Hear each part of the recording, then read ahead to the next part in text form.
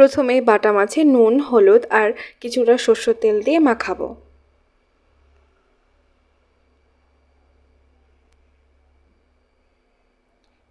এবার কড়াইয়ে কিছুটা তেল গরম করে বাটা মাছগুলো ছেড়ে একটু কড়া করে ভেজে তুলব।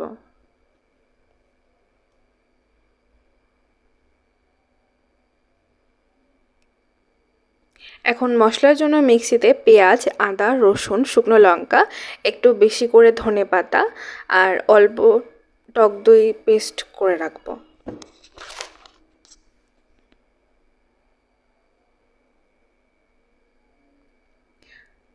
কড়াইয়ে আরেকটু তেল ঢেলে ফোড়নে দেব কালো জিরে আর শুকনো লঙ্কা।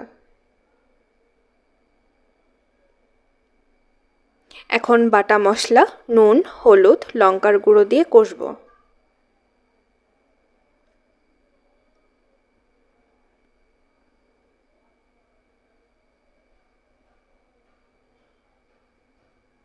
মশলা থেকে তেল ছাড়লে ভাজা মাছগুলো দেব।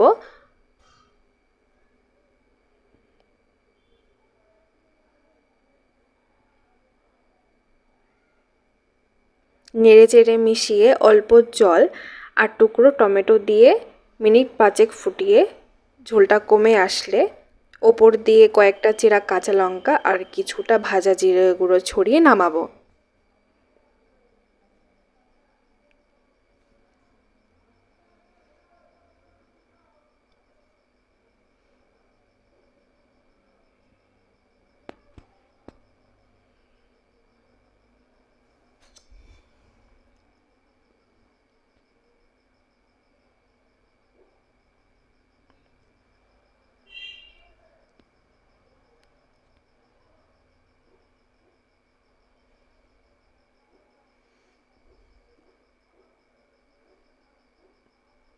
এইভাবে বাটা মাছ রান্না করে খেয়ে দেখো, ট্রাস্ট মি, দারুণ লাগবে খেতে।